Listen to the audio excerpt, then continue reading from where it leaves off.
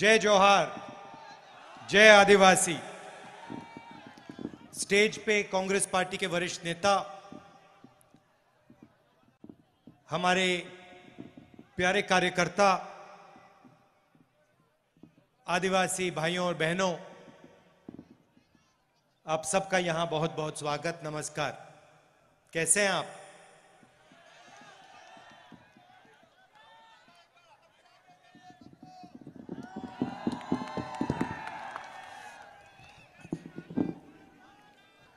जैसे कमलनाथ जी ने कहा,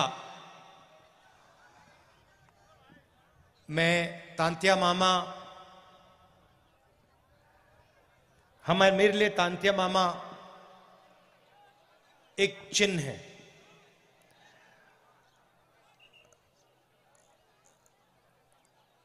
एक सोच है। एक व्यक्ति जरूर थे, मगर वो एक चिन्ह और एक सोच और एक विचारधारा भी थे।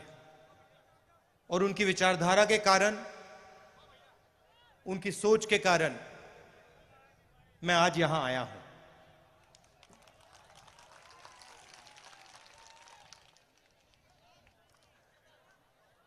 आज मैं उनके बारे में पढ़ रहा था और मैंने देखा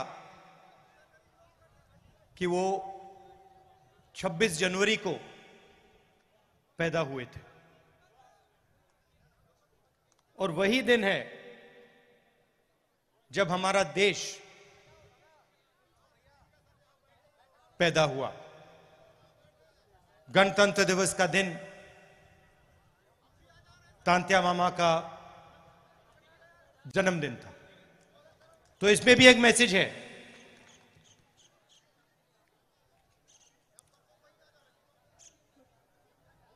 कुछ दिन पहले मैंने महाराष्ट्र में एक भाषण किया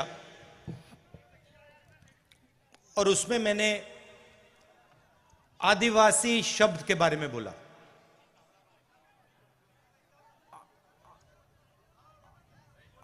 सही बोला?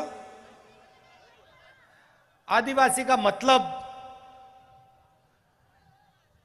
जो हिंदुस्तान में सबसे पहले रहते थे। मतलब जब इस देश में कोई और नहीं था, तब भी आप लोग इस देश में रहते थे। अगर आप आदिवासी हो और अगर आप यहां सबसे पहले रहते थे, तो इसका मतलब यह बनता है कि आप इस देश के असली मालिक हो।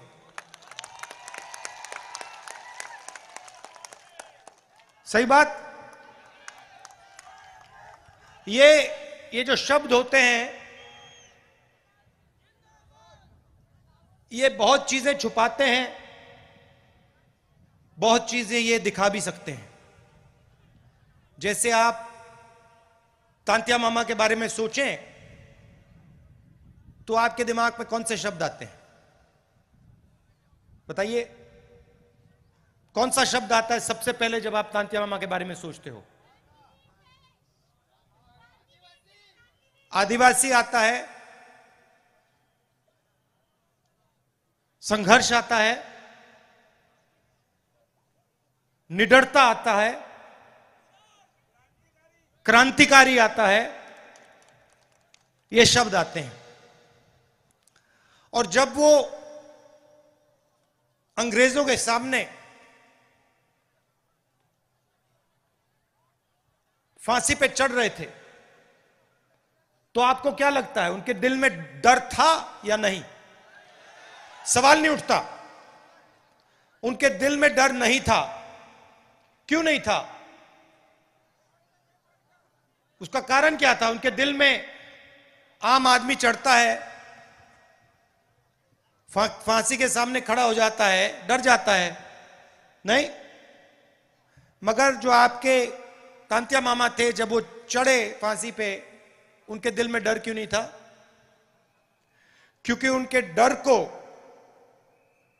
जो उनके दिल में आपके लिए प्यार था, उसने मिटा दिया था। तो जब हम उनके बारे में सोचते हैं, हमारे दिमाग में ये शब्द आते हैं, निडर, संघर्ष, मोहब्बत, ये शब्द आते हैं। कुछ दिन पहले मैंने प्रधानमंत्री का एक भाषण सुना और उसमें उन्होंने एक नया शब्द प्रयोग किया, वनवासी। अब यह शब्द, इसके पीछे एक दूसरी सोच है। आदिवासी के पीछे सोच है कि ये देश के पहले मालिक आप हो। इसका मतलब, अगर आप पहले मालिक हो तो आपकी जमीन पर, जंगल पर, जल पर आपका हक होना चाहिए। मगर वहां रुकना नहीं है। आप असली मालिक हो तो आपको और आपके बच्चों को अधिकार मिलने चाहिए। आपको, अगर आपका बच्चा इंजीनियर बनने का सपना देखे, सरकार को आपकी पूरी मदद करनी चाहिए। अगर आप में से कोई डॉक्टर बनना चाहे, आपकी बेटी डॉक्टर बनना चाहे, उसकी पूरी मदद होनी चाहिए। क्यों? क्योंकि आप असली मालिक हो, आप पहले मालिक हो। तो सबसे पहला आपका काम होना चाहिए। मतलब जंगल तो आपका है, मगर जंगल के बाहर भी आपको अधिकार मिलना चाहिए। और जब बीजेपी की सरकारें स्कूल और कॉलेज को प्राइवेटाइज कर देती है, उद्योगपतियों के हवाले कर देती है, या अस्पतालों को उद्योगपतियों के हवाले कर देती है, तो आपके बच्चे शिक्षा नहीं पाते और आपके परिवारों को जब अस्पताल की जरूरत होती है, आप वहां नहीं जा पाते। जब बीजेपी पब्लिक सेक्टर को बंद करती है, रेलवेज को, बीएचईएल को प्राइवेटाइज करने का काम, बेचने का काम करती है, तो वो सीधा आदिवासियों को चोट मारती है। देखिए, मैं आपसे पूछता हूं, नोटबंदी से आपको फायदा हुआ या नुकसान? जीएसटी, नोटबंदी और कोरोना के समय जो सरकार ने किया, दलितों को, पिछड़ों को, आदिवासियों को, किसानों को, मजदूरों को उन्होंने चोट मारी। मैं भाषणों में कहता हूं ये पॉलिसियां नहीं थी, ये हथियार है। अब नरेंद्र मोदी जी एक नया शब्द लाए, वनवासी। इसका मतलब अलग है। सबसे पहला इसका मतलब यह है कि आप पहले मालिक नहीं हो,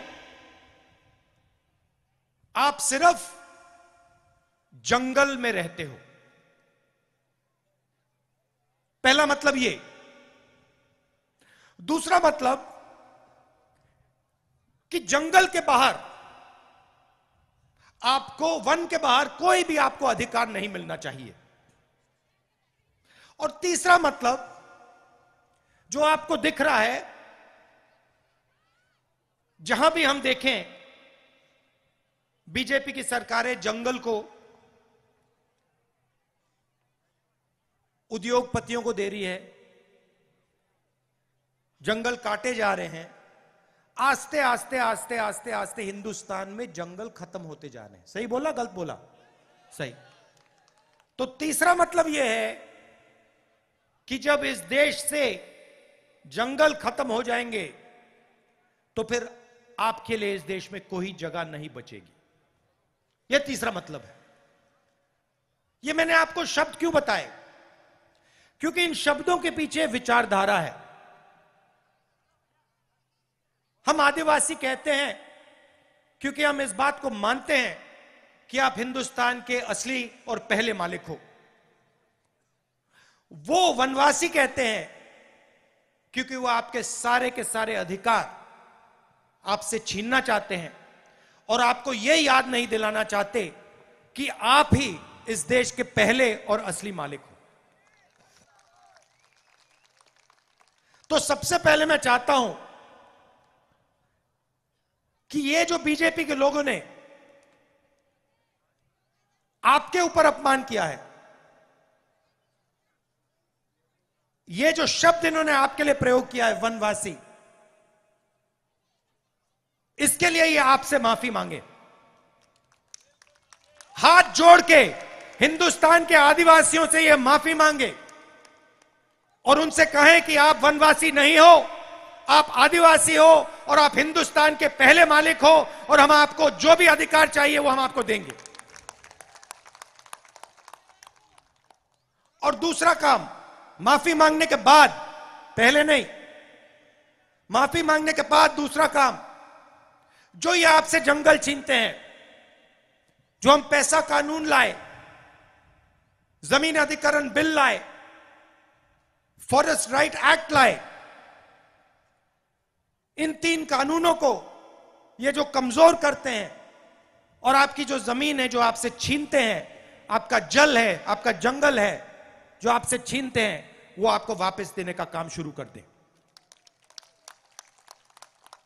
और अगर ये नहीं करेंगे तो जैसे ही हमारी यहां सरकार आएगी, हम आदिवासी शब्द का प्रयोग करेंगे और जो आपके हक हैं एक के बाद एक आपको देना शुरू कर देंगे। और जो आपकी जमीन है उसका अधिकार, जल और जंगल का अधिकार आपको वापस देना शुरू कर देंगे। आप जानते हो कि आदिवासियों के खिलाफ सबसे ज्यादा अत्याचार मध्य प्रदेश में होता है। पूरा मध्य प्रदेश का आदिवासी जानता है कि अगर किसी प्रदेश में आदिवासियों के खिलाफ अत्याचार होता है तो उस प्रदेश का नाम मध्य प्रदेश है। ऐसा प्रदेश हमें नहीं चाहिए।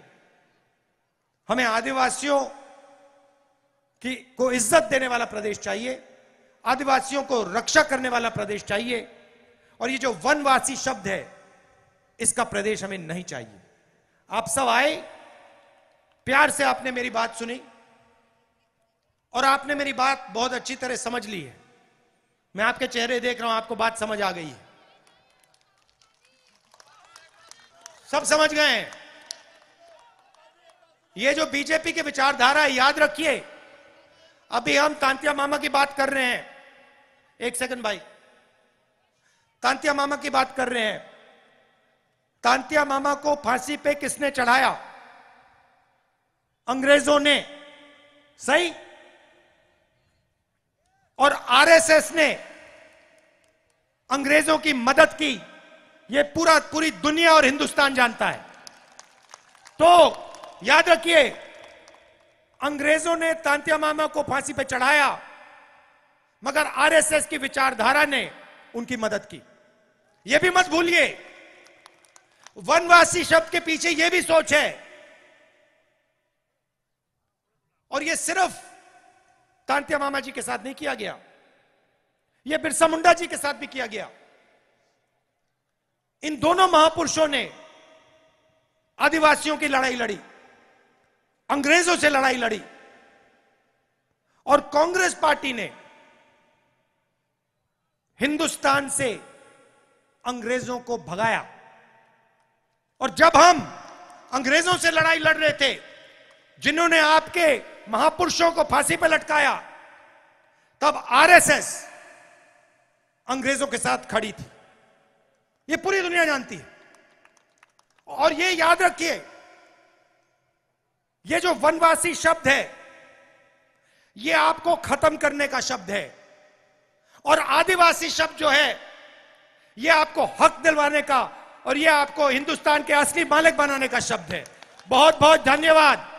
जय हिंद, नमस्कार।